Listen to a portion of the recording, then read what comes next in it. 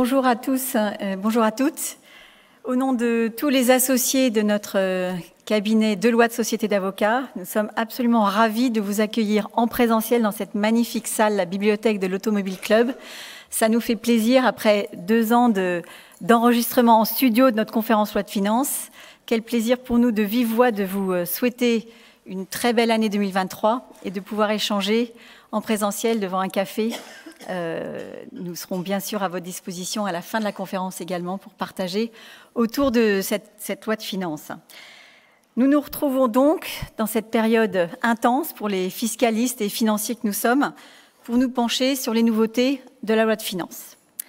Alors l'objectif budgétaire cette année a clairement été de protéger les ménages et de tenter de préserver les entreprises dans un contexte de crise énergétique et d'inflation, sans trop dégrader le déficit public. Mais c'est une mission, j'imagine que vous le comprenez bien, quasi impossible.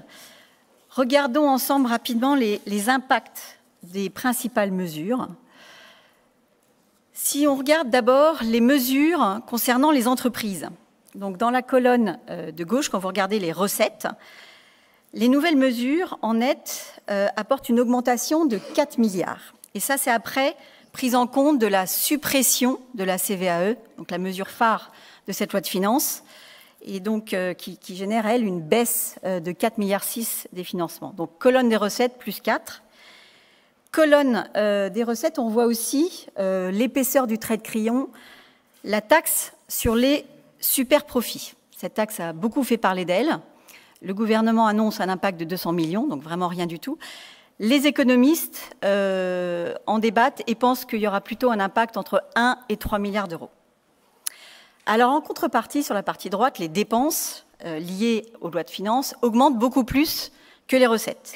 15 milliards, principalement liés au plan de relance et au coût des prêts garantis par l'État non remboursés. Le solde des mesures est donc négatif à hauteur de 11 milliards. Ça, c'est pour les entreprises. Si on passe aux particuliers, le solde est négatif de près de 53 milliards d'euros. Il y a quelques recettes de plus, certes, mais surtout une accélération exponentielle des dépenses liées à justement le bouclier tarifaire en matière d'énergie. Donc, moins 53 milliards, moins 11 milliards, certes un solde extrêmement négatif pour les mesures de la loi de finances. Or, le budget a été voté par le Parlement à l'équilibre, et donc, vous devinez la conclusion, on table sur une croissance et une performance économique soutenue pour que les recettes fiscales puissent couvrir ces déficits. Or, l'activité soutenue tout au long de 2023, elle est loin d'être certaine.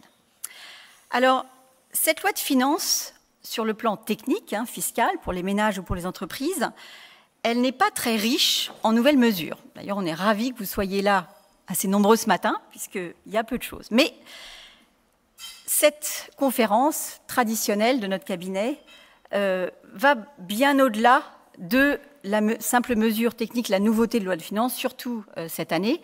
Et nous prenons de la hauteur et nous allons vous brosser aussi un tableau des principales mesures européennes ou internationales qui vont entraîner des réformes très importantes, dont certaines sont en grande partie déjà écriturées et dont le calendrier d'implémentation est à court et moyen terme. Alors, avec mes associés, nous allons commencer avec Nicolas Meurant, tout d'abord, qui va vous énoncer les quelques nouveautés de loi de finances en matière d'impôt sur le revenu, et vous en saurez plus sur les réflexions en cours, sur le lien entre la distribution de dividendes aux actionnaires et l'actionnariat salarié. Et par ailleurs, Nicolas évoquera l'importance des considérations ESG dans la mise en place de schémas de rémunération. Thomas Perrin et Alice de Massiac déclineront les mesures de la loi de finances en matière de fiscalité des entreprises. Vanessa Hirigoyen passera rapidement sur les quelques mesures en matière de TVA de la loi de finances et s'attardera surtout sur cette grande réforme déjà en marche, la facturation électronique. Nathalie Aimé vous éclairera sur les importantes mesures découlant des réglementations européennes et internationales, dont la mise en place en France interviendra pour certaines d'entre elles dès la fin de l'année 2023. Il est donc urgent de se préparer et d'être informé. Et enfin, pour clore cette présentation, Éric Lesprit s'attachera à dresser un panorama de la pratique récente des contrôles fiscaux et l'évolution des relations entre les contribuables et l'administration fiscale. Voilà, je vous laisse en d'excellentes mains et je passe la parole à Nicolas Meurant. Merci Sophie, bonjour à tous et à toutes. Nous allons voir deux mesures techniques et puis effectivement parler d'un sujet un peu plus large qui a été repoussé dans le cadre de cette loi de finances, qui est le dividende salarié. Alors, le premier mot quand même pour les habitués de la loi de finances, c'est qu'il n'y a pas de révolution. Donc en matière de fiscalité des revenus et du patrimoine des particuliers, il y a stabilité. Et ça n'a pas toujours été le cas dans notre beau pays, donc c'est toujours important de le préciser au début. Techniquement, on a un ajustement qui est prévu par la loi de finances s'agissant du prélèvement à la source des revenus de source française des travailleurs frontaliers. À partir du 1er janvier 2023, les employeurs étrangers n'ont plus l'obligation de s'immatriculer et de prélever l'impôt à la source. L'impôt sur le revenu sera liquidé directement par voie d'acompte par les particuliers. Ce qui rappelle d'ailleurs quelques travaux qu'on avait pu faire lors de la mise en place du prélèvement à la source, en se demandant à l'époque si le prélèvement à la source était vraiment quelque chose qui devait passer par les entreprises. On voit qu'après réflexion, le législateur semble nous donner raison. Bon. Donc ça concerne principalement les frontaliers, et comme le débat parlementaire a connu les vicissitudes que vous connaissez, les amendements qui précisaient que les employeurs suisses étaient concernés, qui avaient été votés au Sénat, n'ont pas été retenus dans la version 49.3 du texte. Donc on aura très certainement ces précisions par voie de doctrine administrative, puisque c'est plutôt comme ça que ça fonctionne aujourd'hui. Il y a un sujet très important, puisque l'actualité du moment, c'est quand même bien, pour les entreprises, le partage de la création de valeur, et pour les particuliers, c'est bien la question du pouvoir d'achat. Eh bien, ce sujet particulièrement important, il a été repoussé. Et il a été repoussé parce qu'on comprend bien que quand on parle pouvoir d'achat d'un côté et partage de création de valeur, ça suppose de créer de la valeur de l'autre. On n'est pas tout à fait sur les mêmes considérations philosophiques, pour ne pas dire politiques. Alors, le débat avait commencé sur le dividende salarié. Est-ce qu'on a le droit de verser des dividendes à ses actionnaires si on n'a pas augmenté les salariés? C'est plutôt comme ça que le débat est arrivé. En commission des finances, le sujet n'a pas pu être traité, trop de divergences, et donc il y a une sous-commission qui a été constituée et qui va statuer dans les mois à venir. Le cadrage de cette commission, c'est de proposer un système incitatif en matière de dividendes salariés. Alors, l'éclairage ce matin qu'on voulait partager avec vous, il est quand même assez fort. Sophie a rappelé qu'on était effectivement, en termes de pression fiscale, toujours très haut.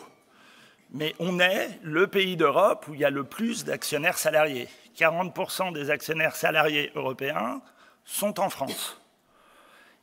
Et c'est pas mystérieux. C'est pas mystérieux puisqu'on a énormément d'outils juridiques pour y parvenir. On a l'actionnariat salarié, les bons créateurs d'entreprise, les stock options, les actions gratuites. On a l'épargne salariale et on a une pratique maintenant bien comprise des entreprises. On associe les salariés au capital par voie de grandes opérations d'épargne salariale, soit annuelles, soit trisannuelles. Ce que l'on regrette, nous, c'est que en 2019, dans le cadre de la loi Pacte, le gouvernement s'était engagé à donner des outils pour qu'à l'horizon 2030, et 2030 c'est demain, il y ait 10% du capital social des entreprises de France détenues par leurs salariés, on en est très loin. Et on en est très loin, eh bien, on espère que cette sous-commission des finances sur le dividende salarié va prendre la mesure du défi. On en est très loin. Pourquoi ? Eh bien, on est bien placé ici pour parler de freins. Et les freins, on les connaît très bien sur la partie collective et donc sur la partie des bénéfices redistribués aux salariés, la participation et l'intéressement. Les pouvoirs publics prélèvent 20%. C'est ce qu'on appelle le forfait social. Quand il a été créé, ce forfait social, il était de 2%. Donc c'est un bel exemple dans notre pays d'un impôt qui, en 10 ans, est passé de 2 à 20. On aimerait beaucoup, si ce n'est sa suppression, du moins qu'il retourne à son taux d'origine, et ça, évidemment, ça favoriserait largement la redistribution des profits aux salariés au sein des entreprises bénéficiaires. Deuxième, là je vais passer assez vite parce que pour le coup c'est assez technique, on a un outil formidable que le monde entier nous envie qui s'appelle les bons créateurs d'entreprises. Et comme on n'a pas adapté l'outil créé en 1998, comme on ne l'a pas adapté aux start-up et au développement fort des licornes, assez vite ces sociétés ne sont plus éligibles à utiliser l'outil. Et c'est dommage, parce que nous dit cet outil, ce que vous adorez? Il nous dit la simplicité. Il nous dit que les plus-values servies aux salariés lorsqu'ils vendent les titres sont imposables à la flat tax, 30%. Pas trop de déclarations.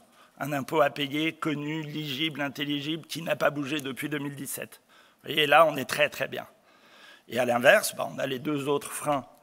On a les deux autres freins assez incompréhensibles quand on regarde à l'échelle internationale. On n'a pas la flat tax qui s'applique aux actions gratuites. On n'a pas la flat tax qui s'applique aux stock options. Les actions gratuites sont imposées jusqu'à 43 et 68% pour le gain d'acquisition. Les stock options sont imposés jusqu'à 68%, ils n'ont pas la touche 43. Et donc, on voit bien que si on veut utiliser des outils juridiques qui existent déjà, eh bien, il va falloir faire un petit effort, un gros effort fiscal. Ça coûte beaucoup moins cher que ce que vous avez vu en slide 2 de cette présentation et des dépenses qui ont été faites cette année. Côté particulier, on est un peu plus sceptique sur le vote du budget à l'équilibre parce qu'on sait très bien comment les services fiscaux augmentent les rentrées fiscales sans augmenter les taux d'impôt. Ils multiplient les contrôles fiscaux et les redressements sur les dossiers à fort enjeu.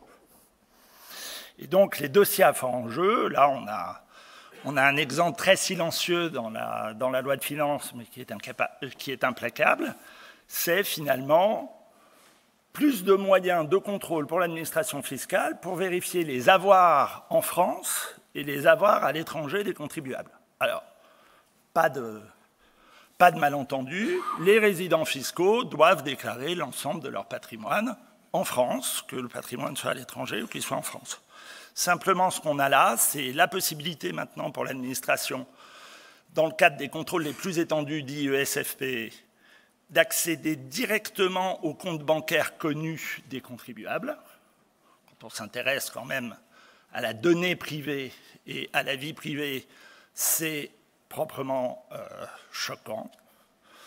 Et deuxième point, pour les avoirs situés à l'étranger, on n'a plus l'obligation de lancer des contrôles lourds, ESFP. On peut, pour tout produit de capitalisation, et plus seulement les assurances vie étrangères, qui sont déjà déclarées, évidemment, on peut, à présent, demander aux contribuables, en dehors de toute procédure spécifique de contrôle, d'où viennent les fonds, comment ont été alimentés ces droits. Bon. Alors, un commentaire là-dessus, que l'administration contrôle les patrimoines et les revenus, c'est son rôle. C'est pas étonnant. Ici, elle a plus de moyens pour le faire. Ce que ne dit pas la loi de finances, c'est quelque chose qui aurait été beaucoup plus important pour l'attractivité du territoire et le développement des entrepreneurs et du capital investissement. C'est comment on doit imposer les gains de management package. Et la réponse législative, c'est le silence. Il y a eu un amendement, il a été rejeté, hein, donc on est bien dans le cadre de la loi de finances. Il y a un parlementaire courageux qui avait proposé de dire les plus-values réalisées aux côtés des fonds d'investissement sont des plus-values et pas des salaires. Bon. Et donc, qu'est-ce qu'on a aujourd'hui? Eh bien, on a une multiplication des contentieux, on a une multiplication des contrôles, et un mois de décembre assez agité pour les managers qui avaient réalisé des gains en 2018 et 2019 qui vont maintenant devoir démontrer, puisque la charge de la preuve toujours s'inverse, qu'il s'agit bien de plus-value et non de salaire. Ce qui nous amène au cœur de la question, évidemment, quand on parle d'ESG, quand on regarde comment on peut harmonieusement partager la valeur, comment on peut harmonieusement faire accepter les rémunérations qui sont versées à telle ou telle de l'entreprise et le faire accepter par les parties prenantes, appelons-les comme ça, eh bien on doit quand même rappeler que le sociétal va avec la gouvernance et que le domaine qu'on ne peut pas ignorer dans cette gouvernance et ce sociétal, eh bien, ce sont les critères d'attribution des rémunérations différées. Autrement dit, il faut lier les plans long terme d'incitation, d'investissement, d'intéressement, de rémunération des cadres dirigeants et des cadres de l'entreprise avec ce qui est professé, ce qui est donné au public, les engagements ESG des groupes. Alors, je ne brosserai que deux idées, mais qui je pense, sont intelligibles par tout le monde. Il faut faire extrêmement attention à la façon dont on libelle et dont on conçoit les conditions de performance.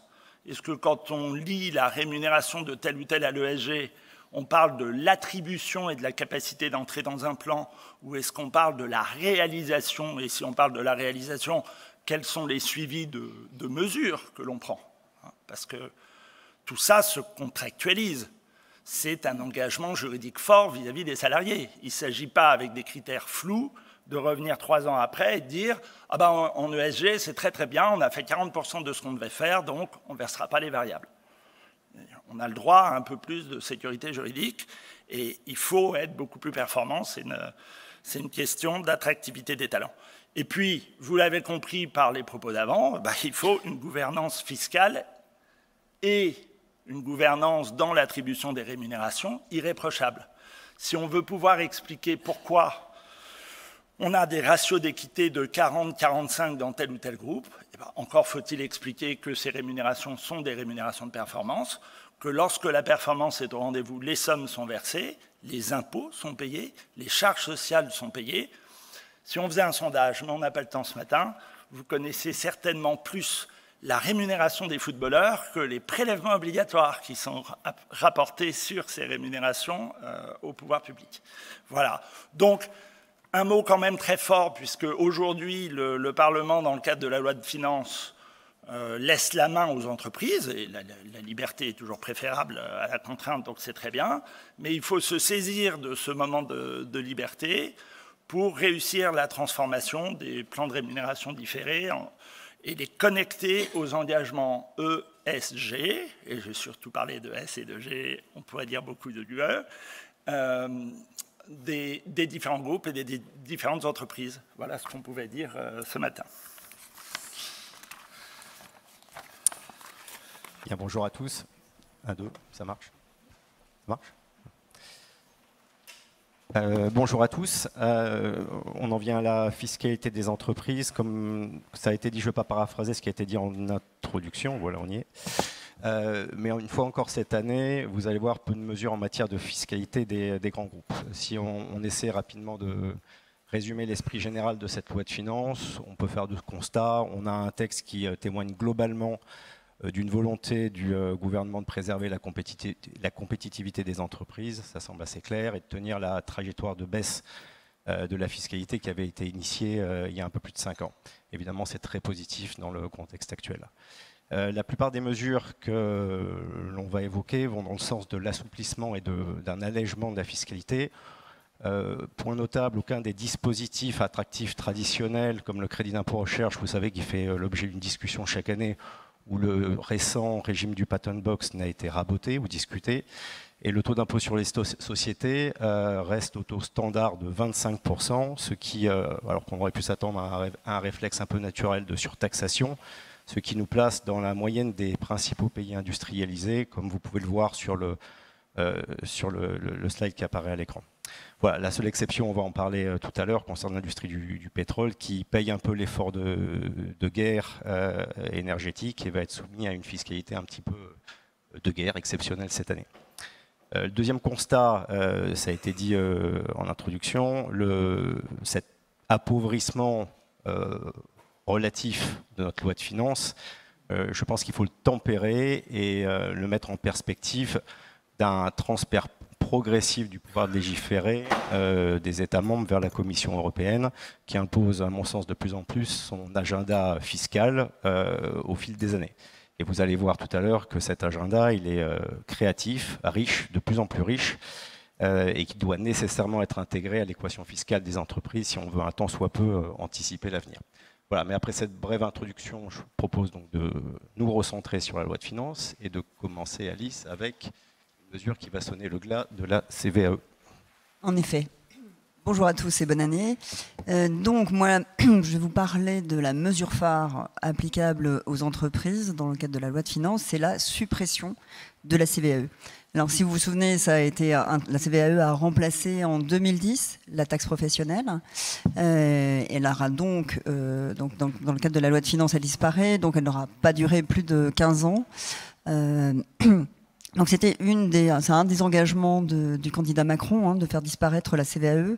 On a eu beaucoup de remous puisque différents amendements revenaient sur cette suppression. Finalement, on a une suppression qui n'est pas effective à partir du 1er janvier 2023, mais qui est étalée sur 2 ans. Alors, juste pour revenir 3 secondes sur la mécanique de la CVAE. Donc, la CVAE, c'est une base fois un taux. La base, c'est la valeur ajoutée. Le taux varie en fonction du chiffre d'affaires réalisé par l'entreprise ou le groupe auquel l'entreprise appartient. Et donc, ce taux est variable en fonction du chiffre d'affaires. Donc, de 0, si le chiffre d'affaires est inférieur à 500 K euros, jusqu'à 0,75% en 2022, si le chiffre d'affaires est supérieur à 50 millions. Alors, ce que prévoit la loi de finances, c'est de diviser ces taux sans changer les seuils. C'est-à-dire que les seuils sont toujours ceux qui apparaissent à l'écran sur le chiffre d'affaires. En revanche, c'est le taux qui est divisé par 2. Donc, le taux maximal lorsque l'entreprise réalise un chiffre d'affaires supérieur à 50 millions d'euros passe en 2023 à 0,375% et non plus 0,75% comme c'est le cas en 2022. À partir du 1er janvier 2024, purement et simplement, la CVAE disparaît. Alors, quels sont les effets ? Donc les effets en termes de trésorerie, ils sont à très court terme, puisque dès les acomptes qui seront versés en 2023, en juin 2023 et en septembre 2023, la réduction du taux par 2 sera prise en compte, donc un effet immédiat. Et le dernier effet trésorerie de la CVAE sera en mai 2024, lors de l'acquittement du solde de la CVAE 2023. Autre effet à anticiper, donc c'est l'effet dans les comptes sociaux et des comptes consolidés. Dans les comptes sociaux, il n'y a rien à anticiper au 31/12/2022. En revanche, pour les comptes consolidés, pour ceux qui ont considéré que la CVAE était un impôt sur le résultat, et donc qui ont comptabilisé à ce titre un impôt courant et un impôt différé, ils devront, au 31/12/2022, ajuster ce montant de l'impôt différé, puisque le taux de la CVAE est réduit de moitié et disparaît en 2024. Donc ça, ce sont les effets trésorerie et compte consolidé. Alors, le slide d'après. Merci Thomas. Mais cette suppression de la CVAE, sans ajustement du taux de plafonnement de la CET, serait inefficace pour un certain nombre d'entreprises. C'est pour ça que la loi de finances prévoit également d'ajuster et de réduire le taux du plafonnement de la CET. Alors la CET, c'est donc la somme CVAE plus CFE. Aujourd'hui, bon, ça a été baissé il y a quelques années. Aujourd'hui, le taux de plafonnement est de 2% de la valeur ajoutée. Avec la loi de finances, il va y avoir une décroissance en 2 temps. 1er janvier 2023, nous passons de 2% de plafonnement à 1,625%. Et à compter du 1er janvier 2024, de façon pérenne, le taux de plafonnement passera à 1,25%. Alors ce taux de plafonnement, bien évidemment, en 2024, comme vous avez bien compris que la CVAE n'existera plus, ne sera applicable pas à la CET, mais sera plus applicable qu'à la CFE. Voilà. Les effets globaux. Alors, comme vous a rappelé Sophie tout à l'heure, donc on parle de 4,6 milliards d'euros de charges fiscales qui ne sera pas pu acquitter par les entreprises. Qui va bénéficier de cette réduction de charges fiscales? Principalement les grands groupes, comme vous pouvez le voir sur le camembert qui est à votre droite, et sur les industries qui vont, les activités qui vont en bénéficier sont principalement les 5 activités qui sont mentionnées, c'est-à-dire principalement les industries, mais pas que, puisqu'il y a également les activités de commerce, services à la personne, finance, assurance et également les SS2I. La vraie question qu'on peut se poser en termes de ressources, c'est qui va désormais financer les collectivités locales, puisque jusqu'à présent, elles étaient principalement financées par la CVAE. Donc temporairement, il y a une rétrocession de la TVA aux collectivités locales, mais les modalités de financement devront être revues de façon plus pérenne pour que les collectivités puissent avoir des ressources nécessaires. Alors, après avoir vu donc cette mesure phare, la baisse, la disparition de la CVAE qui va bénéficier à environ 530 000 entreprises en France, je vais vous parler de 2 dispositions qui sont plus, on va dire, confidentielles, puisqu'elles ne bénéficient pas, ou en tout cas le champ d'application ne concerne pas 530 000 entreprises, mais beaucoup moins. Donc vous avez tous remarqué l'augmentation du prix de l'énergie au cours de ces derniers mois, et donc les 27 États membres se sont mis d'accord début octobre 2022 pour avoir une approche harmonisée et cohérente pour faire face à cette augmentation massive.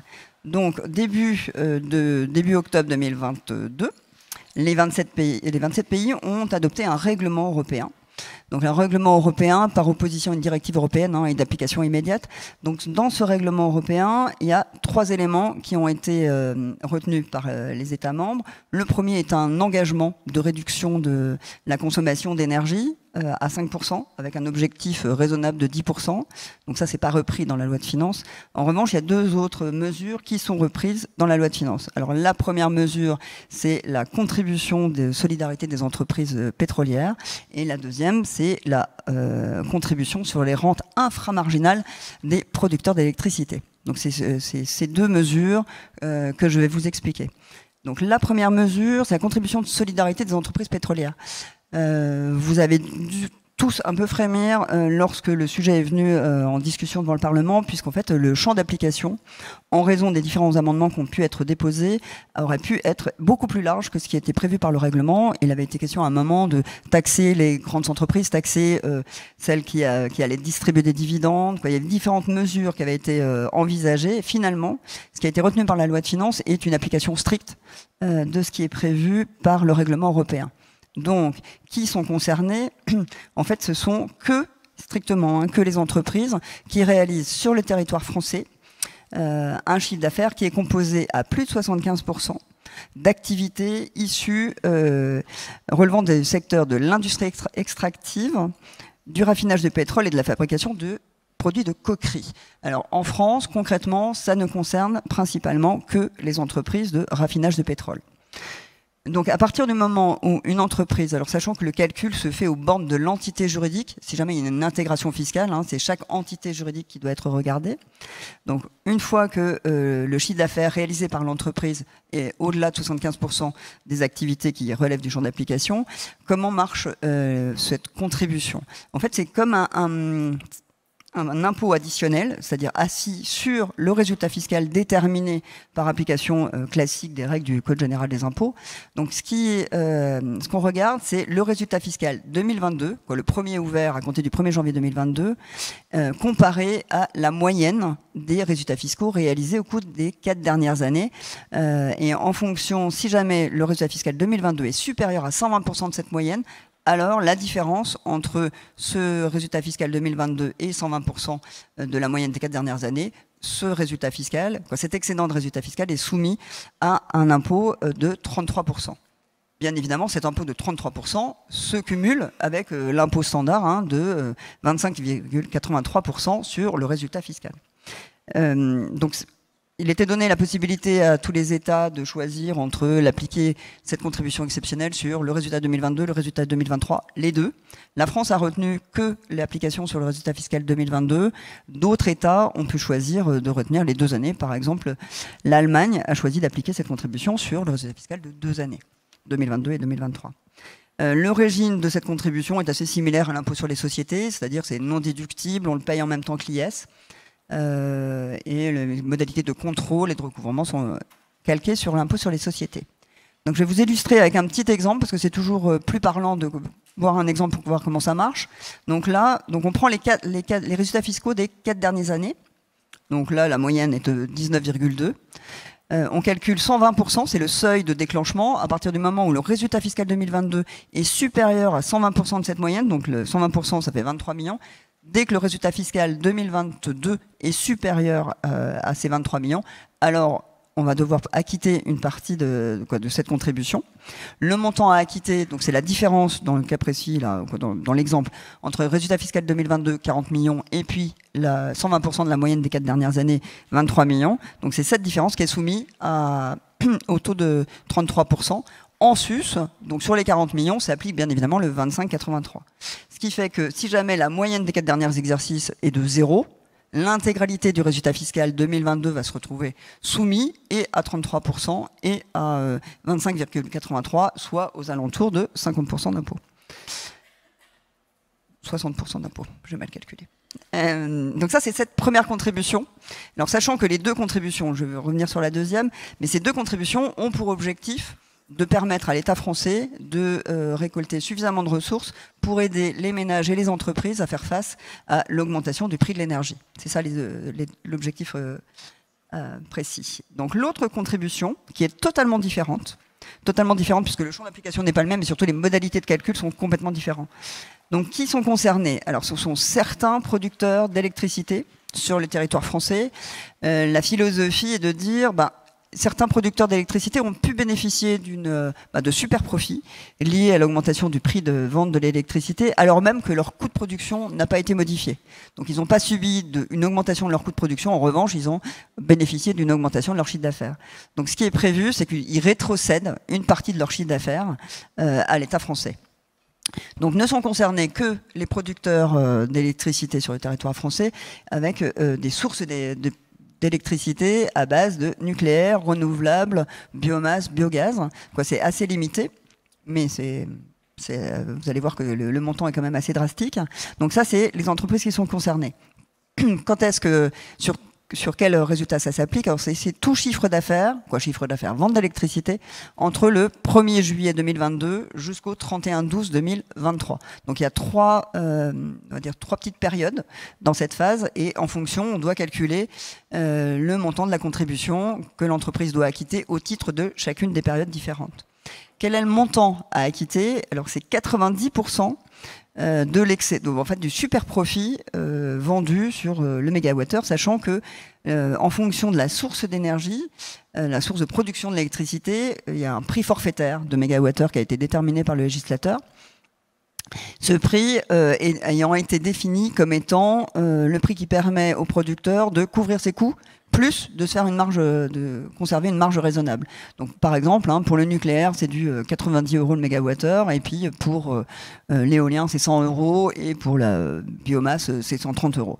Donc, ce prix forfaitaire au mégawattheure, on va le comparer avec le prix de vente au mégawattheure qui a été réalisé par le producteur. Et la différence entre les deux, c'est 90% de la différence entre les deux qui va devoir être reversée par le producteur d'électricité. Donc, c'est un montant qui est quand même assez conséquent, parce que ça rétrocède en fait une grosse partie du chiffre d'affaires, le cas échéant, du producteur à l'État français. Donc de la même façon, on va regarder un petit exemple, c'est parce que c'est toujours, moi je trouve que ça permet toujours de mieux comprendre. Donc là, on est dans le cas d'une entreprise producteur d'électricité, producteur de biomasse, qui a réalisé un chiffre d'affaires de 20 millions € de vente d'électricité. 20 millions d'euros, on va partir du principe que c'était 35 000 mégawattheures, donc un prix au mégawattheure de 571 €. Ce que prévoit le législateur, c'est le prix maximum forfaitaire pour déterminer cette contribution. Pour la biomasse, c'est 130 €. Donc on fait la différence entre le prix de vente au mégawattheure par le producteur, 571, moins le montant forfaitaire maximal, 130, ce qui nous donne 441. 441, on le multiplie par le montant de mégawattheure vendu, les 35 000 d'origine. On arrive donc à un montant de 15,4 millions. Et bien sur ces 15,4 millions, 90% de ce montant doit être rétrocédé sous forme de contribution par le producteur à l'État français. Donc on voit que par rapport à un chiffre d'affaires de 20 millions, dans l'exemple, hein, il faut que l'entreprise rétrocède quasiment 14 millions. Donc c'est quand même assez drastique. Mais ça ne s'applique qu'aux producteurs d'électricité de certaines sources. Voilà, donc ça ce sont les deux mesures qui devraient permettre à l'État français de récupérer suffisamment de ressources pour pouvoir accompagner les entreprises et les particuliers sur le prix de hausse de l'électricité. Donc ça, c'était des mesures assez sectorielles. Je vais laisser le micro à Thomas qui, lui, va vous parler d'un nouveau régime qui va être attractif aussi. Oui, tout à fait. Donc, on va parler effectivement d'une disposition qui concerne les captifs de réassurance. Je vais peut-être commencer par une définition rapide.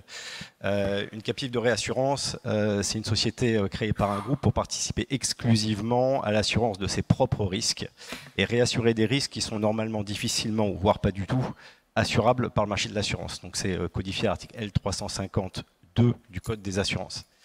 Le nouveau dispositif qui est mis en place par la loi de finances vise à créer un cadre fiscal plus favorable à ces structures qui sont aujourd'hui, vous le savez, essentiellement localisées à l'étranger, pas que pour des raisons fiscales, d'ailleurs pour également des raisons de souplesse du cadre juridique. Selon les travaux parlementaires qui ont précédé à l'adoption de cette loi, sur 120 structures mises en place par les groupes français recensés, 9 aujourd'hui sont établis en France. En pratique, la mesure qui est prévue exclut expressément les captifs détenus par des entreprises financières. C'est un point important. Elle prévoit la mise en place d'une provision spécifique qui sera déductible du résultat fiscal de la captive. Cette provision, elle sera destinée à couvrir les charges liées aux opérations de réassurance qui relèvent de catégories qui sont limitativement listées par la loi. C'est celles que vous voyez dans le cadre. Je ne vais pas les descendre une par une. Mais on vise notamment les dommages aux biens et les risques cyber qui sont des risques d'actualité importants aujourd'hui. En termes de fonctionnement, les dotations annuelles à cette provision, elles seront déductibles dans la limite d'un plafond. Le plafond, il va être, on s'attend à 90%, mais il sera fixé par décret, donc on en saura plus. Il sera fixé en fonction du niveau des bénéfices techniques réalisés par la captive. Les bénéfices techniques, là aussi c'est une définition, c'est défini par le Code général des impôts, c'est en gros les primes reçues moins le coût des sinistres assurés. Le montant global de la provision, lui aussi, sera plafonné, également dans des conditions fixées par décret.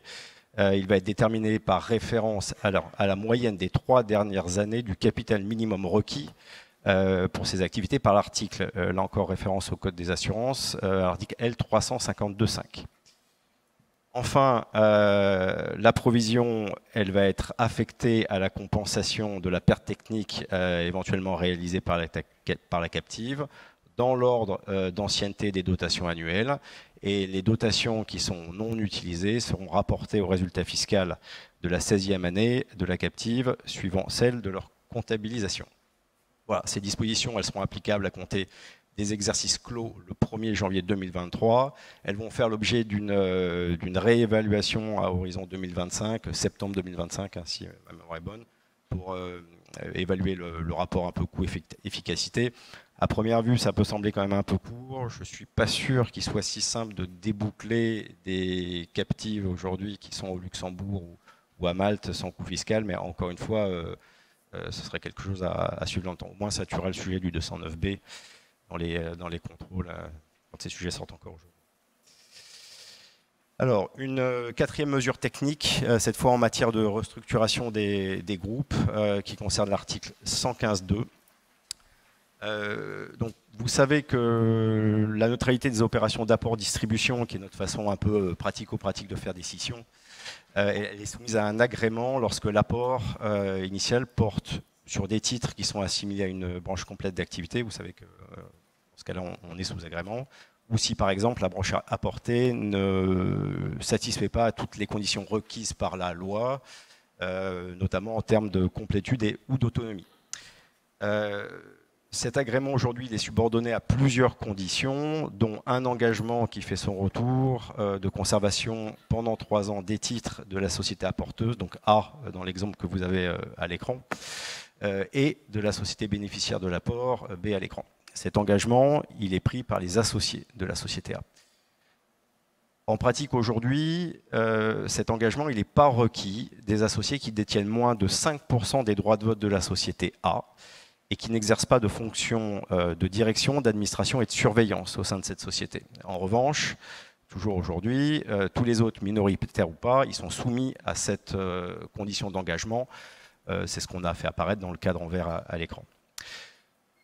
L'objectif de la mesure qui est mis en place, c'est d'assouplir cette condition pour les sociétés apporteuses cotées, et uniquement celles-là, sur un marché réglementé français ou européen.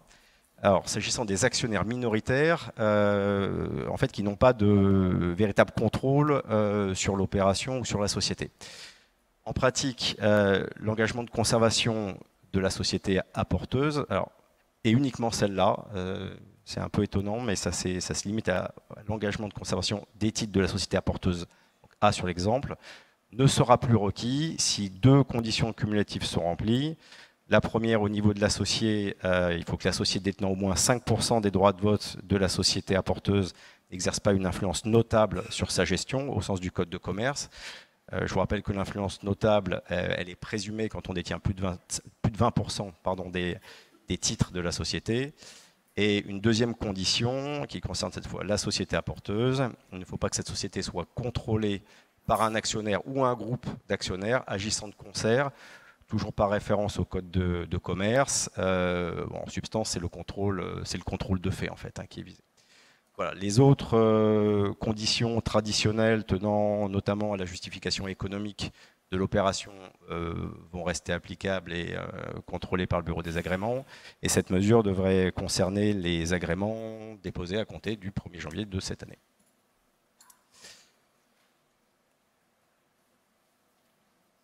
Voilà. Une dernière mesure très rapidement qui concerne le régime des brevets. Bon, même si je vous ai dit qu'il n'était pas raboté, bon, je pense que ce qu'on va aborder là est assez marginal. Donc l'article 238 du CGI. Donc vous savez que ce dispositif met en place un régime d'imposition au taux de 10% d'un certain nombre de revenus liés de la cession pour partie, mais surtout de la concession de certains droits de propriété intellectuelle. Vous avez la liste qui apparaît à l'écran, je ne vais pas la descendre. La grande évolution majeure de ce dispositif en 2019, c'était d'intégrer les logiciels qui étaient protégés par droit d'auteur. Donc ça, c'était le grand sujet. Mais ce qui nous concerne, c'est ce que vous voyez tout en bas, qui est biffé en rouge. Ce sont les PME, et ça concernait les PME uniquement. On avait la possibilité de prendre en compte les inventions brevetables, non brevetées, à partir du moment où c'était certifié par l'INPI. Avec la loi de finances, cette dernière catégorie d'actifs est désormais exclue du champ du dispositif. C'est une mesure qui va être applicable à compter des exercices clos le 31 décembre 2022, donc probablement tout de suite pour les boîtes et les groupes qui clôturent avec l'année civile. Voilà, l'impact devrait être globalement assez limité. Donc voilà pour ces mesures en matière de fiscalité des entreprises, fiscalité directe. On va passer avec la TVA, peu de choses, mais une grosse piqûre de rappel, je crois. Oui. Bonjour à tous, bonne année. Effectivement, on va passer à la fiscalité indirecte. Hop. Je vais commencer par là. Donc, plusieurs mesures TVA en fait, sont couvertes par la loi de finances. Toutefois, on a pris le parti de sélectionner celles qui avaient un impact pratique le plus large possible pour que l'intermède TVA ne soit pas trop fatigant pour vous. Et dans un second temps, on va rappeler les points essentiels de la réforme de la facturation électronique qui interviendra dès juillet 2024. Alors, 5 mesures à retenir qui sont applicables immédiatement. La première mesure, elle a été mise en place par la loi de finances de l'année dernière. Donc, c'est le nouveau régime de TVA sur les acomptes, sur les livraisons de biens qui est applicable dès le 1er janvier 2023, puisqu'effectivement le délai d'1 an qui avait été accordé pour mettre en place les systèmes d'information est aujourd'hui terminé. Donc, à partir du 1er janvier 2023, tous les acomptes sur les livraisons de biens, la TVA doit être collectée. Elle est exigible, même si aucun bon de livraison n'est effectivement émis. Et le solde de cette TVA sera dû au moment de la livraison effective du bien et non pas au moment du paiement. Donc voilà, ça c'est la première mesure sur laquelle on voulait faire un petit rappel. Dans cette loi de finances, on a aussi la réécriture de l'article 257 bis du Code général des impôts. Alors, l'article 257 bis concerne quoi? C'est le régime TVA qui est applicable aux transmissions totales ou partielles des universalités de biens. Cet article, en fait, visait des dispenses en fait, de TVA. Et un arrêt récent en fait, du Conseil d'État a laissé un doute en fait, sur l'applicabilité en fait, de ce dispositif, notamment lorsque les transmissions étaient exonérées de TVA ou hors champ d'application de TVA, puisque la TVA n'étant pas applicable, le Conseil d'État se demande pourquoi on peut parler de dispense de TVA. L'administration fiscale, effectivement, elle souhaite, et d'ailleurs la directive communautaire le prévoit, que cette non-application de la TVA et le transfert en fait, des droits à déduction restent applicables. Donc l'article 257 bis est réécrit. On ne parle plus de dispense de TVA, mais on parle de non-livraison. Et grâce à cette réécriture, on revient dans le cadre du droit communautaire. On enlève en fait, tous les risques de remise en cause. Donc ce qu'il faut simplement retenir, alors c'est qu'en TVA, on est tatillon, ça c'est la première des points. Et la deuxième chose, c'est que finalement, rien ne change. Donc tout ça pour ça, pas de risque pour le passé, et le futur reste exactement dans les mêmes conditions. Donc il n'y a pas d'incidence pratique, la doctrine et toutes les applications jurisprudentielles précédentes restent applicables. Pour les entreprises qui auraient effectivement, il y a peut-être une opportunité qui reste à creuser toutefois, c'est pour les entreprises qui auraient effectivement, avant le 1er janvier 2023, réalisé des cessions d'immeubles via justement l'application du 257 bis avec des transferts de droits à déduction sur le preneur. Ce preneur pourrait essayer de les remettre en cause si effectivement tous les délais de prescription sont acquis. Donc c'est effectivement une question peut-être d'opportunité en fait à se poser. La troisième mesure sur laquelle on voulait attirer un petit peu votre attention, c'est un nouveau dispositif de sécurisation en fait, des factures électroniques qui est mis en œuvre. C'est la procédure du cachet électronique qualifié. Donc cette quatrième mesure vient finalement se rajouter à la signature électronique avancée, au message structuré selon une norme convenue entre les parties, c'est-à-dire l'EDI. Donc lorsqu'on a une facture électronique, on peut également la valider désormais avec une procédure de cachet électronique qualifié. Aujourd'hui, il n'est pas prévu que cette nouvelle procédure de cachet électronique qualifié permette une dispense de pistes d'audit fiables. Toutefois, on peut supposer que c'est un oubli, en fait, et donc il va falloir suivre dans les mois à venir si cette précision est effectivement apportée. Et enfin, on a deux autres mesures qui sont mises en place par la loi de finances qui permettent à l'administration de renforcer en fait ses possibilités de lutte contre la fraude. La première disposition, c'est le dispositif d'invalidation des numéros d'identification à la TVA qui est renforcé, notamment en fait pour tout ce qui est lié au non-respect de l'obligation de désigner un représentant fiscal pour toutes les entités qui sont hors de l'Union européenne, et lorsque l'opérateur savait ou ne pouvait ignorer qu'il était impliqué dans une fraude TVA. Donc dans ces deux cas complémentaires, l'administration pourra suspendre la validité du numéro de TVA.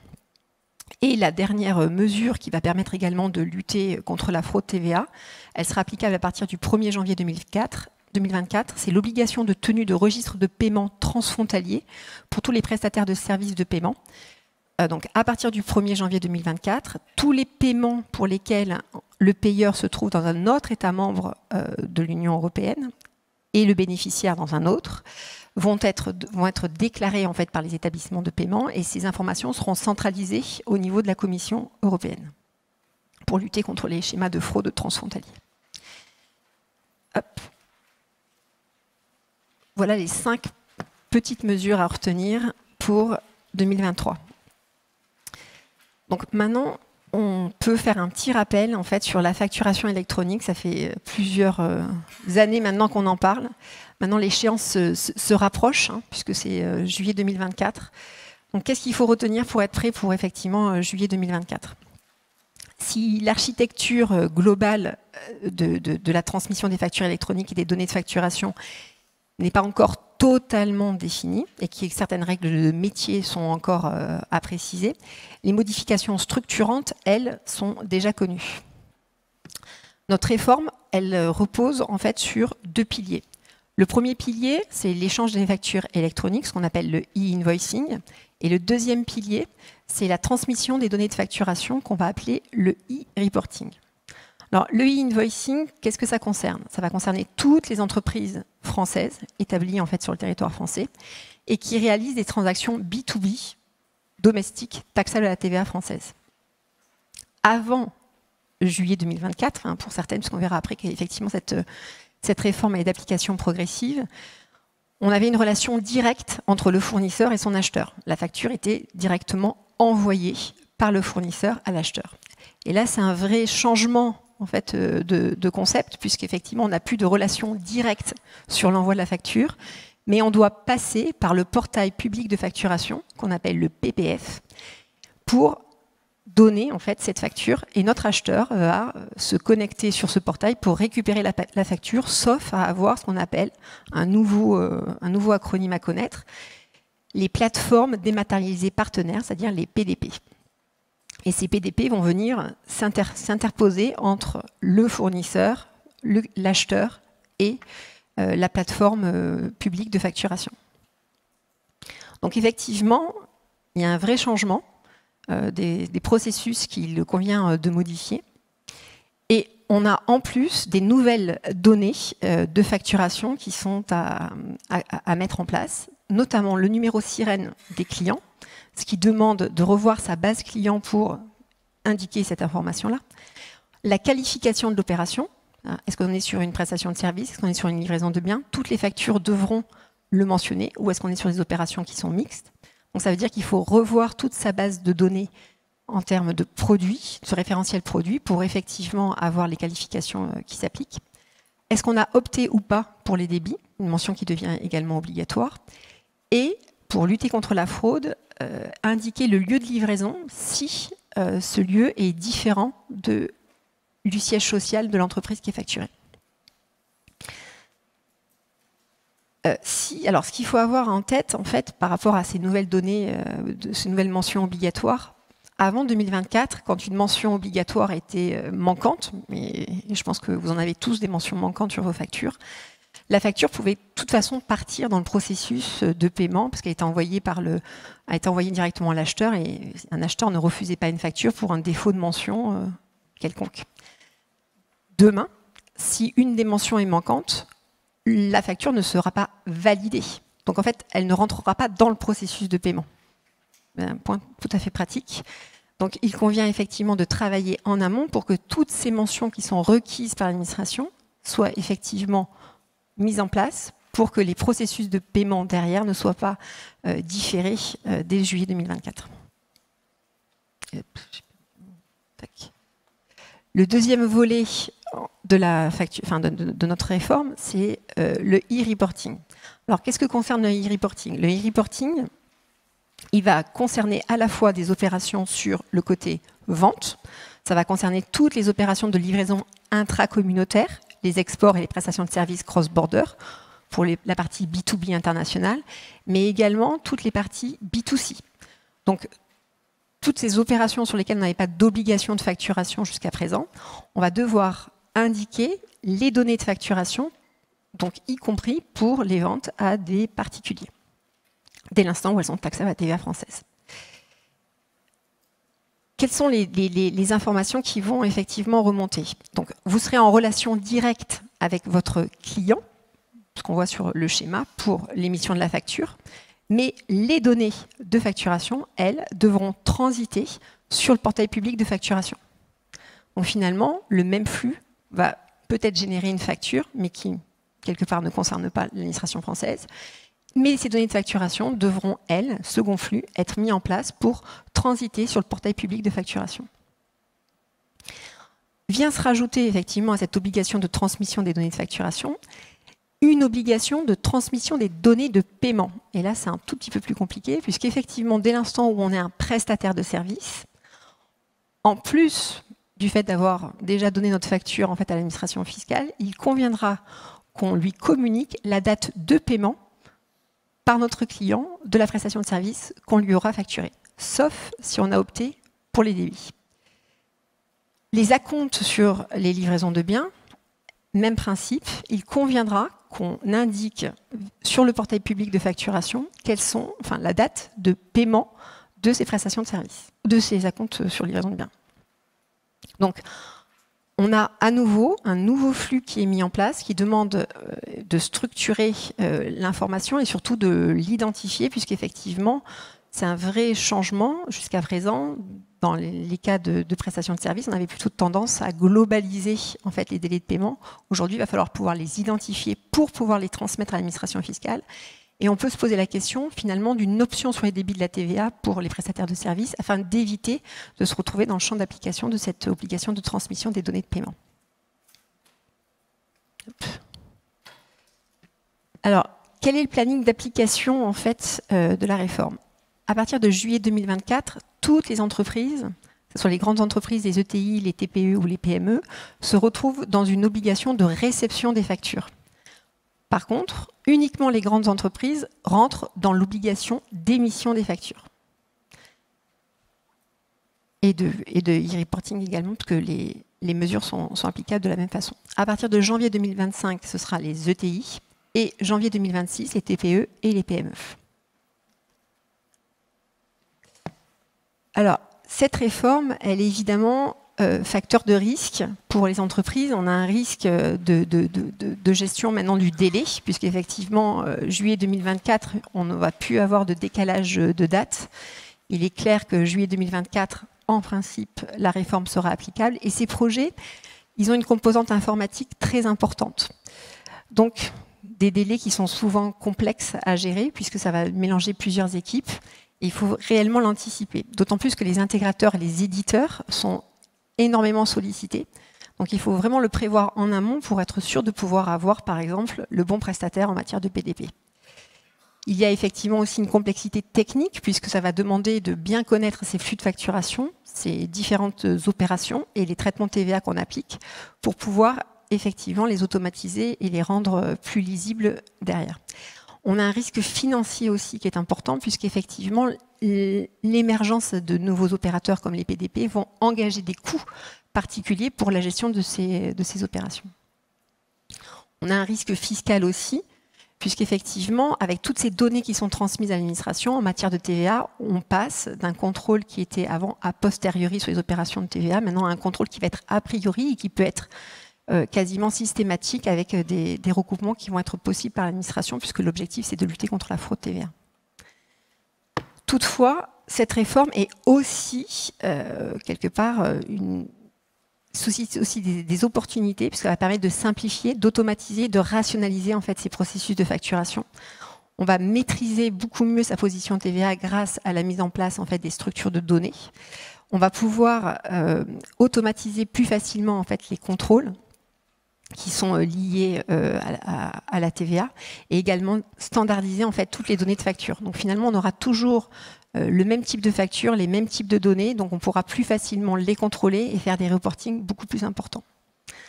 Donc si effectivement la facturation électronique est aujourd'hui une source, on va dire, si ce n'est de stress, d'inquiétude en fait pour certains groupes, il faut bien avoir en tête qu'à terme, cette mise en place de cette réforme sera finalement le garant en fait d'une maîtrise des positions de TVA et finalement une réduction en fait des risques pour la partie TVA. Voilà. Merci, mais on va passer à la partie communautaire. Donc, Nathalie, tu vas nous dire ce que concocte Bruxelles et ce que va être la loi de finances des 2 prochaines années, c'est ça ? Exactement. Alors effectivement, je ne suis pas là pour vous annoncer la fin du principe selon lequel la fiscalité relève de la souveraineté des États. Mais force est de constater qu'au cours des dernières années, nos lois de finances ont été très influencées par Bruxelles et que quand on voit le calendrier de travail de la Commission européenne, eh bien, la couleur bleue Europe de nos prochaines lois de finances n'est pas près de s'effacer. Alors si on regarde ce calendrier, justement, on voit qu'il est touffu. Gros programme en 2021-2022 et ça ne s'arrête pas pour 2023. Alors 2 remarques sur ce calendrier. Le premier, c'est qu'il s'agit d'un calendrier des propositions de la Commission européenne. Et il peut y avoir un temps plus ou moins long qui s'écoule entre le moment où le projet est présenté et le moment où il fait l'objet d'une transposition en droit interne et d'une entrée en vigueur. Ceci parce que justement, en matière de fiscalité, les textes doivent être approuvés à l'unanimité des 27 États membres, ce qui, on l'a vu, est parfois fort complexe. Et donc vous avez ici les petites marques, les petits tics verts qui montrent les projets qui ont été effectivement approuvés et qui sont en cours de transposition ou transposés en droit interne français. Donc ça concerne essentiellement des textes de 2021, mais pas tous. Et puis vous avez un petit sablier pour tous ceux qui ont été présentés, mais font l'objet encore actuellement d'un examen et d'une négociation. Donc ça concerne tout 2022, auxquels vont se rajouter donc les programmes de 2023. Deuxième remarque sur ce calendrier, c'est lorsqu'on regarde, on identifie les 3 fondamentaux de la politique fiscale de la Commission européenne. Premier fondamental, la lutte contre la fraude et l'évasion fiscale. Et la pression sur la transparence fiscale des entreprises sont tous les textes que vous voyez en orange sur le calendrier. Donc vous voyez, on a été bien gâtés en 2021 et 2022. Deuxième fondamental, c'est l'harmonisation du calcul de la base imposable. Là, ce sont les textes qui sont en bleu, et vous voyez que ça va être a priori le thème de l'année 2023, j'y reviendrai. Et puis troisième fondamental, c'est le verdissement de l'économie, avec 2 textes importants qui ont été présentés en 2021, et sur lequel je vais revenir un petit peu plus tard également. Donc vous voyez pas mal de textes et donc pas mal de choses qui vont arriver dans nos prochaines lois de finances. Je vais commencer par regarder les textes qui sont les plus proches et les plus certains. Alors le premier d'entre eux, c'est la déclaration pays par pays, aussi connue sous le nom de CBCR, mais cette fois-ci publique. Alors, clairement, l'objectif est de mettre la pression sur les multinationales pour qu'elles dévoilent à tout le monde et que ce soit facilement accessible, là où elles font de l'activité, là où elles payent de l'impôt et combien.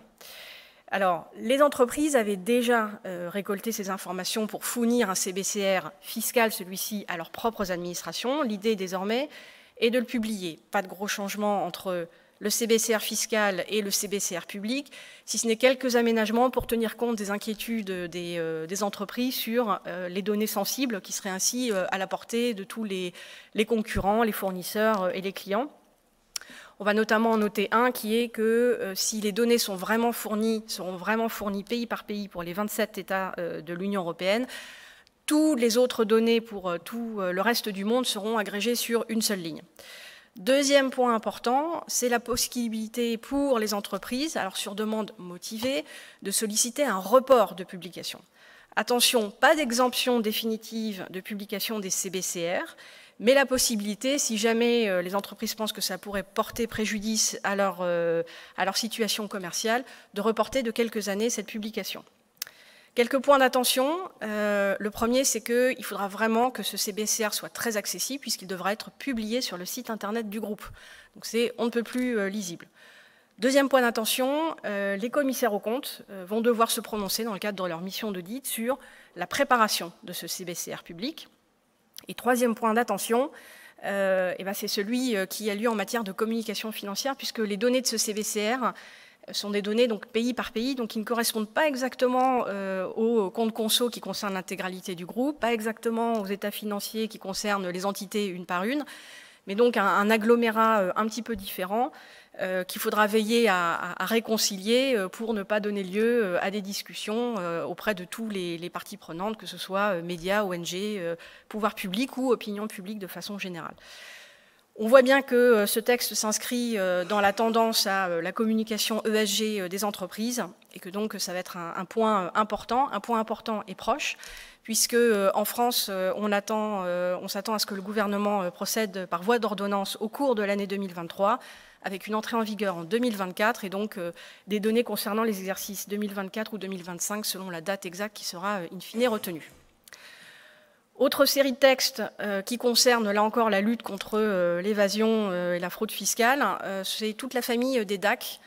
Les directives DAC, c'est celles qui permettent à l'administration de collecter des informations qui lui permettent ensuite de mieux contrôler et recouvrer l'impôt. Alors, on connaissait déjà DAC6 avec le reporting des dispositifs transfrontières, entré en vigueur le 1er janvier 2021, pour tous les dispositifs depuis 2018. Eh bien, depuis ce 1er janvier, on a DAC7. DAC7 concerne les opérateurs de plateformes numériques qui vont devoir reporter à l'administration fiscale des informations sur les vendeurs et les prestataires qui proposent leurs produits et leurs services sur ces plateformes numériques. Et puis l'Europe pense déjà à la suite, puisque en décembre, nous avons eu la proposition d'Acuit qui concerne cette fois-ci les services sur crypto-actifs qui, là encore, donneront lieu à partir, a priori, de 2026 à des déclarations spécifiques à l'administration fiscale. Troisième texte important, certain et proche, et là, ça a été le fruit d'une longue bataille, c'est pilier 2, la mise en œuvre de l'imposition minimum des entreprises. Alors, le principe est simple, en tout cas sur le papier. Il s'agit de contraindre les entreprises multinationales en Europe, ça concerne à peu près 2000 groupes d'après les calculs de la Commission, à calculer pays par pays leur taux effectif d'imposition. Si ce taux effectif d'imposition n'atteint pas les 15%, eh bien, les groupes vont devoir payer une cotisation, un impôt supplémentaire, alors généralement acquitté par la société mère du groupe, à condition cependant que cette société mère soit située dans un pays qui a bien mis en œuvre pilier 2. Alors ça va être le cas bien évidemment des 27 États de l'Union européenne, ça va être le cas par exemple de la Grande-Bretagne. Pour le moment, à ce jour en tout cas, ce n'est pas le cas des États-Unis. Et dans ce cas-là, il y a une deuxième règle qui prévoit que l'imposition supplémentaire, elle est à payer par certaines filiales du groupe, ce qui permet d'anticiper des calculs intéressants pour les entreprises multinationales américaines avec des activités en Europe. Alors comme je le disais sur le papier, l'objectif il est simple, imposition minimum. La mise en œuvre, elle est beaucoup plus délicate, puisqu'il s'agit de calculer ce taux effectif d'impôt à partir d'un résultat qui n'est pas le résultat comptable qu'on connaît habituellement, qui n'est pas le résultat fiscal qu'on a l'habitude de reporter dans nos déclarations fiscales annuelles, qui est le résultat GLOB ou GLOBI. Et ce résultat, alors pour faire très simple et très synthétique, il part du résultat déterminé par pays sur la base des normes consolidées, sur lequel on opère tout un tas d'ajustements, certains de ces ajustements étant eux-mêmes fonction d'options qui ont été prises par les groupes. Et donc, ce qui veut dire que tout l'enjeu va être, dès 2023, de s'assurer de la fiabilité, de la disponibilité de ces données, et donc un gros chantier pour les directions fiscales, pour établir un partenariat avec les directions comptables, la direction des comptes conso, la direction financière, le département IT pour tout ce qui est ERP, pour s'assurer de la collecte, du contrôle et de la déclaration de ce résultat GLOBI dans un calendrier qui, accessoirement, n'est pas le calendrier des déclarations habituelles. Alors tout ceci va bientôt entrer en vigueur, puisque donc après un an de négociations et un an de suspense, le 15 décembre, les États membres se sont enfin mis d'accord, et donc la directive est votée, elle devra être transposée en droit français d'ici le 31 décembre 2023 pour une première entrée en vigueur en 2024. Et donc j'anticipe un gros morceau lors de la conférence loi de finances de l'année prochaine. Si on regarde maintenant les textes qui ne sont pas encore définitifs, mais qui pourraient arriver prochainement sur la table ou à l'ordre du jour du Parlement français, on a ATAD 3. Alors ATAD 3, c'est la directive de lutte contre l'utilisation abusive des sociétés écrans au sein de l'Union européenne. Là encore, pour faire simple, l'idée est de décourager les opérateurs de recourir à ces sociétés écrans à des fins purement fiscales. Et comment y arriver? Eh bien, les privant d'accès aux directives européennes et aux conventions fiscales de double imposition. Ce qui veut dire concrètement plus d'exonération de retenue à la source ou plus de taux réduit de retenue à la source sur les distributions de dividendes, les paiements d'intérêts, de redevances, les revenus immobiliers, etc. Donc c'est sûr que ça devient plus dissuasif. Alors comment est-ce que le texte qui a été présenté il y a déjà un an se propose d'y parvenir? Eh bien, il met en place toute une série de filtrages, de passerelles, de tests pour déterminer dans un premier temps les entités qui sont à risque d'être des sociétés écrans, et pour ces sociétés écrans de procéder à un certain nombre de tests de substance. Sans surprise, ces tests portent notamment sur les employés et les dirigeants des sociétés. Pour les sociétés qui sont présumées sociétés écrans, la sanction serait immédiate, retrait du certificat de résidence fiscale. Et donc, effectivement, impossibilité de se prévaloir des dispositions, des directives et des conventions fiscales double imposition, dissuasif. Alors, comme je le disais, le texte n'est pas encore voté, il est encore à l'examen, il est encore en cours de réécriture, et donc il se pourrait que le texte voté in fine soit différent du texte qui nous a été présenté en décembre. Il se murmure que toutes ces passerelles, filtrages, tests seraient fusionnés en une seule série de critères d'auto-évaluation et que les entités qui seraient auto-évaluées société écran ne seraient plus privées de certificat de résidence fiscale, mais seraient inscrites sur un registre central consultable en temps direct par les administrations fiscales. entre nous, si l'administration française voit une entité sur ce registre central, je prévois des discussions en matière d'accès aux directives et aux conventions fiscales, même s'il n'y a pas retrait du certificat de résidence. En matière de calendrier, pour le moment, on prévoit toujours potentiellement un vote en 2023, avec potentiellement une transposition d'ici la fin de l'année, potentiellement une entrée en vigueur en 2024, éventuellement repoussée à 2025, donc ce n'est pas forcément très lointain. Autre texte à l'état de projet, DEBRA, Debt Equity Bias Reduction Allowance. Alors là, le texte part d'un constat de la Commission qui est que les entreprises en Europe sont très endettées et que cela pose donc une menace en matière de croissance dans l'hypothèse d'une nouvelle crise. Et donc pour inciter les entreprises à se recapitaliser, l'idée est de mettre en place un système où les entreprises qui verraient leurs fonds propres augmenter d'une année sur l'autre auraient droit à une déduction spéciale et déduction qui pourrait s'opérer sur leur résultat fiscal et qui serait calculée finalement un peu comme un coût de financement des capitaux propres.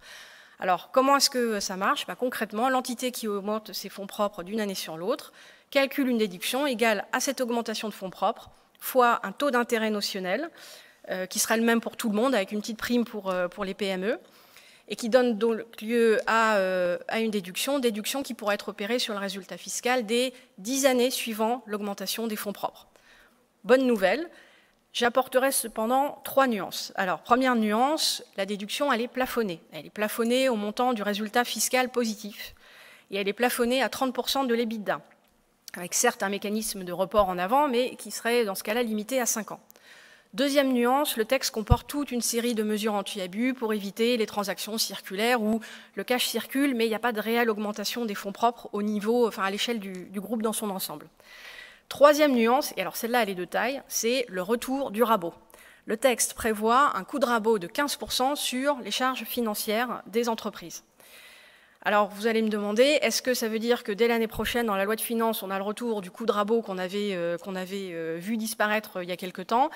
C'est pas certain. Le texte ne semble plaire à pas grand monde. Pas au ministre des Finances qui s'inquiète du coût pour les finances publiques d'une déduction d'intérêt notionnel, pas aux entreprises qui s'inquiètent du coût pour leur charge fiscale, du coût de rabot.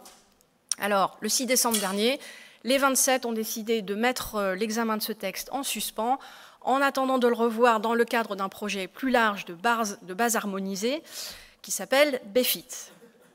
Alors, BEFIT, justement, BEFIT, Business in Europe Framework for Income Taxation, la Commission s'est mise aux acronymes histoire de vendre ses projets plus facilement, sans doute.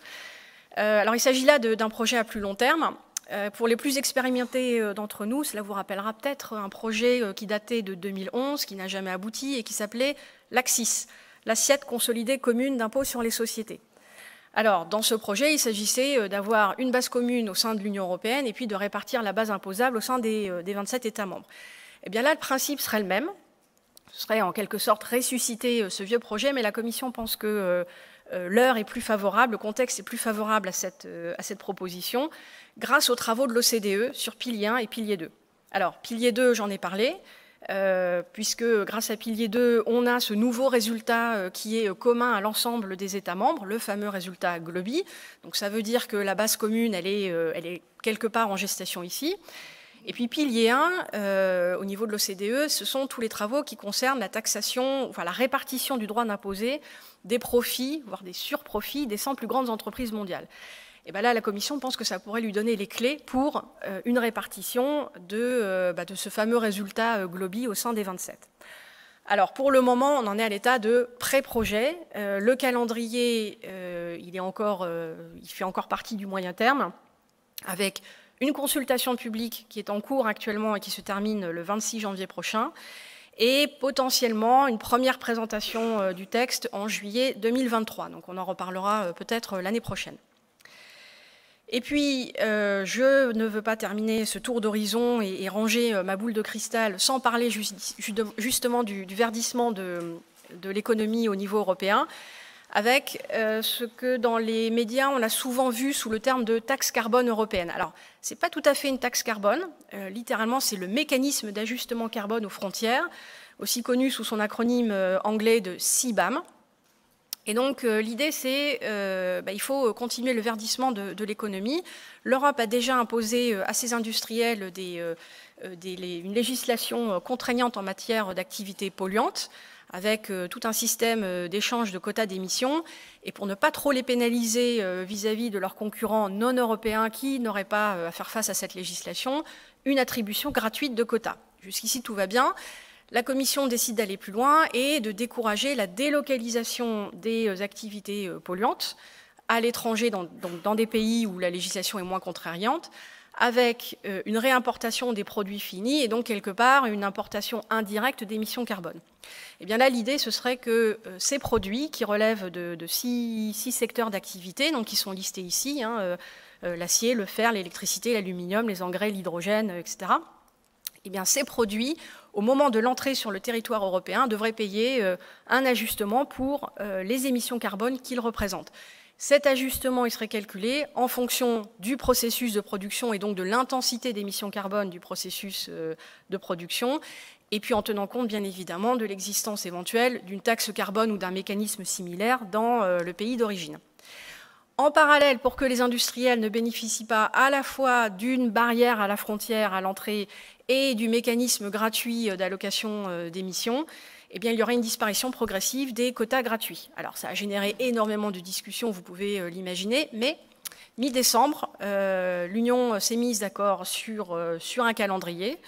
Et donc, le mécanisme d'ajustement carbone démarrera le 1er octobre 2023, donc c'est très proche, pour une phase d'observation de 2 ans, qui se terminera donc en 2025, avec une évaluation et éventuellement un réajustement du mécanisme. On parle éventuellement d'ajouter de nouveaux secteurs d'activité, comme par exemple le plastique, mais on verra ça lors de la mise en œuvre pleine et entière du mécanisme en 2026. Et donc, en parallèle, la disparition progressive des quotas gratuits, avec disparition de moitié d'ici 2030 et disparition totale d'ici 2034. Et donc, un beau programme, comme vous pouvez le voir. Et avec ceci, je referme ma boule de cristal pour les lois de finances des 2, 3, 4 prochaines années, et je passe la parole à Eric pour nous parler de contrôle fiscal. Merci Nathalie. Bonjour à toutes et à tous. Et nous voulions en effet porter le regard sur l'activité de contrôle fiscal de l'administration, compte tenu du contexte particulier budgétaire qu'évoquait Sophie en introduction et les éléments qu'apportait Nicolas également. On sait évidemment que le contrôle fiscal est important dans ces situations un peu particulières, alors que on dispose maintenant un peu de recul par rapport à l'époque qui a constitué un véritable changement à la fin de l'année 2018 et au début de l'année 2019 avec le dispositif de la loi ESSOC et de la loi lutte contre la fraude, et puis l'ouverture à l'échange avec les contribuables apportée par tout le dispositif de relations de confiance au début de l'année 2019. Et puis, dernier élément aussi, l'intérêt porté par la Commission des finances du Sénat par une mission d'information qui a porté sur la fraude et l'évasion fiscale. Évidemment, le contrôle commence par la programmation et il est intéressant de noter l'évolution de l'administration dans ce domaine avec un recours important à des opérations qui sont centralisées et automatisées par le data mining et par l'intelligence artificielle. Et vous voyez cette augmentation rapide. Il faut se souvenir que ça commence en fait simplement en 2017, donc c'est relativement récent. Et vous voyez cette augmentation qui est vraiment très rapide, avec des opérations qui sont systématiquement en avance par rapport aux objectifs de l'administration fiscale. Et retenez simplement que pour 2022, l'administration voudrait être aux alentours de 50%. Donc pas de raison de douter qu'elle y parviendra et que ça devrait être un plateau. Elle compte se fixer cet objectif à terme pour 50% de ses activités de contrôle fiscal programmées de cette manière-là. Cet outil ou ces outils, ces opérations de programmation sont focalisées sur à peu près 200 thématiques fiscales en matière d'activité des entreprises et une cinquantaine pour les contribuables personnes physiques. Sur le diagramme de droite, vous voyez une évolution aussi qui, comme par hasard, je pense que ça n'est pas un hasard évidemment, mais change entre 2018 et 2019, avec un saut d'à peu près 40% d'opérations de contrôle fiscal qui sont dédiées à la fiscalité internationale. Il est clair pour l'administration que c'est un objectif. Elle le qualifie d'axe essentiel de lutte contre la fraude. Fiscalité internationale, lutte contre la fraude, selon l'administration fiscale. Et son objectif est d'augmenter encore, puisqu'en 2002, elle prévoit dépasser les 15%, 15,25% de manière précise, selon ses objectifs, avec une concentration sur à la fois la TVA communautaire, avec un certain nombre de luttes contre les fraudes qui sont vraiment caractérisées, mais aussi la lutte contre l'évaporation en matière de prix de transfert, puisqu'on voit que sur les chiffres de 2021, c'est à peu près 64% des rappels en impôts qui sont réalisés en matière de prix de transfert sur l'ensemble des contrôles réalisés en 2021. Alors c'est évidemment le fruit d'un meilleur ciblage. On vient de l'évoquer avec cette programmation par l'intelligence artificielle, le data mining.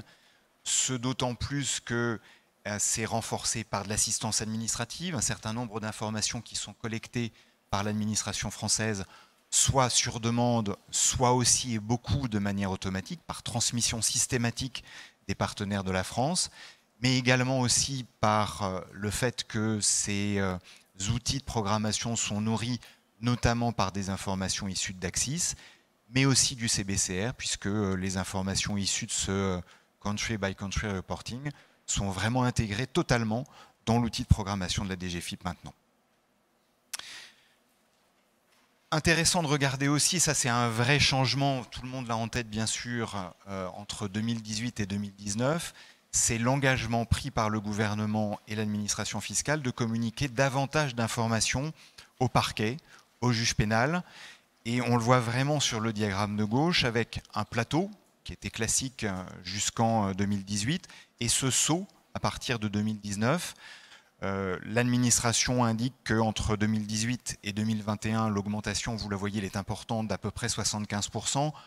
En réalité, mes échanges avec les responsables de l'action pénale de la DGFiP à Bercy montrent qu'une grande partie de cette augmentation sur 2021 sont liées à de la lutte contre la fraude, mais spécifique, liée au Fonds de solidarité Covid.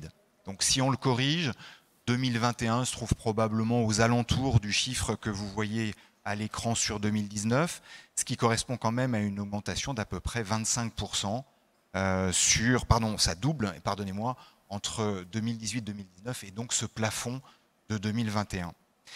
Mais la différence principale est vraiment liée au fait que la loi de lutte contre la fraude conduit à une obligation de transfert, d'échange d'informations, de dénonciation en fait auprès du parquet, dans certaines conditions qui portent sur deux critères principaux.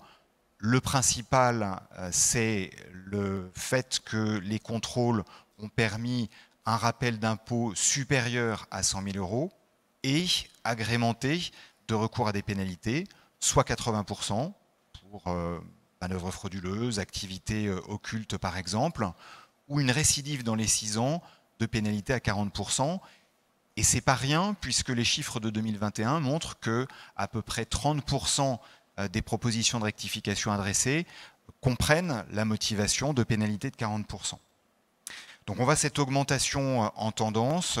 Il y a la chute effectivement de cette courbe bleue en pourcentage, mais expliquée, comme je l'indiquais tout à l'heure, par le fait qu'une bonne partie des informations transmises, et pas de manière obligatoire, c'était plutôt spontané, sont liées à ces fraudes portant sur les fonds de solidarité.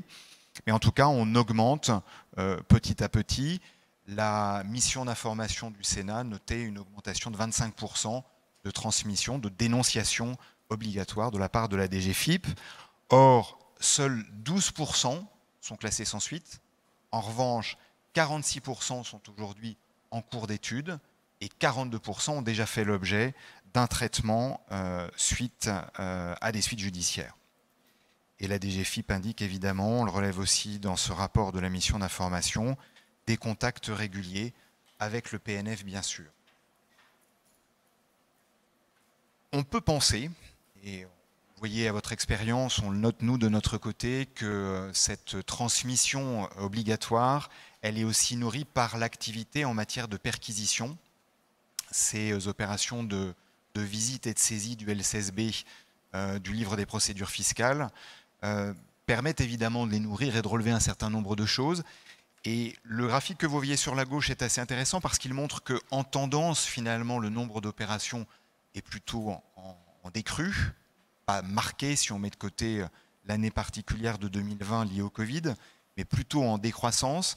En revanche, on note un véritable décrochage à la hausse, puisqu'on parle d'à peu près 80% de ces perquisitions qui sont dédiées à la traque d'activités occultes réalisées en France par des sociétés, des groupes qui sont établis à l'étranger.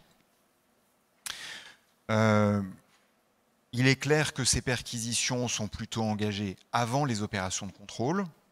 C'est le principe, c'est la norme. En revanche, on voit s'accélérer une tendance d'engager ce type de perquisition alors que les contrôles sont déjà en cours, mais en réaction, soit une mauvaise coopération de la part des sociétés, soit à des retours, des réponses aux questions du vérificateur qui sont trop évasives ou élusives. Et donc une vraie pression, en tout cas une concentration sur la traque de ces activités non connues de l'administration française par les groupes étrangers à l'occasion d'équipes qui sont situées en France et qui n'auraient pas été déclarées en tant que telles. Et puis sur la droite, vous voyez, et on peut considérer qu'il s'agit d'une conséquence de tout ce que je viens de décrire, parce que vous voyez qu'une fois encore, le décrochement a lieu entre 2018 et 2019. C'est une tendance des contribuables à rechercher des solutions négociées avec l'administration, soit parce qu'il s'agit d'une correction ou d'une acceptation dans le cadre des opérations de contrôle en tant que telles, ça peut être une régularisation par exemple, soit parce qu'il s'agit d'une solution dans le cadre d'un règlement d'ensemble avant mise en recouvrement qui a été trouvé avec le service de contrôle. C'est cette courbe plus foncée que vous voyez sur l'écran. Mais dans le même temps, il existe aussi dans le cadre de l'action pénale un moyen, des moyens de composer avec le juge pénal, et je pense notamment à l'une d'entre elles, qui est la Convention judiciaire d'intérêt public, la CGIP, qui offre une possibilité intéressante pour les contribuables d'en sortir par le haut, si j'ose le dire, puisqu'il s'agit ni d'une reconnaissance, ni d'une condamnation pénale, et ce dans le cadre d'un changement qui est intervenu par la loi en 2020 et qui avait vraiment pour objectif de considérer que lorsqu'une convention était signée, il ne s'agissait pas en fait pour l'entreprise de reconnaître les faits. Et ça présente un double intérêt, à la fois parce que ça laisse libre le signataire de la convention de continuer à défendre sa position au plan fiscal et à trouver éventuellement une autre solution avec l'administration fiscale, mais également de laisser libre les autres opérateurs, les autres mises en cause, au-delà de ce qui a été donc signé et convenu par l'entreprise. On a tous en tête, évidemment, 2022 a été riche sur ce plan-là, un certain nombre de conventions qui ont fait la une des médias et qui portaient notamment sur certains groupes américains des GAFAM, pas seulement, mais en tout cas certains d'entre eux. Il est intéressant de noter que si on avait assez spontanément et logiquement en tête les problématiques de prix de transfert ou de niveau de rémunération des groupes en France ou liés au marché français, on voit apparaître d'autres tendances, avec notamment un cas très récent en matière de crédit d'impôt recherche, ce qui montre que l'administration n'est pas seulement focalisée sur ces problématiques, mais elle est prête à étendre son action en matière pénale aussi sur d'autres sujets, et notamment celui-ci, un peu moins convenu et moins attendu, qui est celui du CIR. Autre information, parce qu'on a regardé évidemment toute la partie un peu pression mise par l'administration sur les opérateurs économiques. Le pendant, je le rappelais tout à l'heure en introduction, c'était la possibilité d'échanger avec l'administration fiscale dans le cadre de ce dispositif de relations de confiance. On voit que petit à petit, les groupes se dirigent vers un échange un peu plus riche et un peu plus ouvert avec l'administration fiscale que celui qui intervient à l'occasion des contrôles fiscaux, avec une croissance des groupes qui ont signé une convention avec le service partenaire de l'entreprise, une augmentation d'à peu près 32% quand vous regardez le nombre de protocoles signés, c'est-à-dire vraiment le nombre de signatures avec le service partenaire de l'entreprise, et une croissance importante évidemment de l'ensemble des sociétés couvertes, puisqu'on passe de 2500 à 3000 sociétés partenaires avec l'administration, et ça s'accompagne également aussi par un certain nombre d'échanges avec ce même service, même s'il est constitué de manière différente, c'est celui de la mise en conformité, donc des régularisations qui sont apportées par certains groupes, qui augmentent également entre 2021 et 2022. On parle aujourd'hui à peu près de 170 demandes qui sont aujourd'hui soit à l'instruction, soit qui ont fait l'objet d'accords entre les contribuables et ce service qui est localisé au sein de la direction des grandes entreprises. Voilà pour ce panorama rapide. Sophie, est-ce qu'on pouvait dire sur cette action, à la fois en matière de contrôle fiscal et d'échange de manière plus générale avec les opérateurs? Merci Eric, et c'était bien d'avoir terminé sur la relation de confiance parce que c'était un petit peu anxiogène les slides juste avant. Donc la relation de confiance, c'est quelque chose qui effectivement marche bien et donc on vous recommande ces relations plus transparentes et quotidiennes avec l'administration fiscale. Voilà, on arrive au terme de cette conférence. J'espère qu'elle vous a éclairé sur un certain nombre de sujets. Nous sommes à vos dispositions autour d'un café pour des questions complémentaires si vous en avez. Merci beaucoup de votre présence et de votre attention et à nouveau tous mes vœux de belle année 2023. Merci à tous.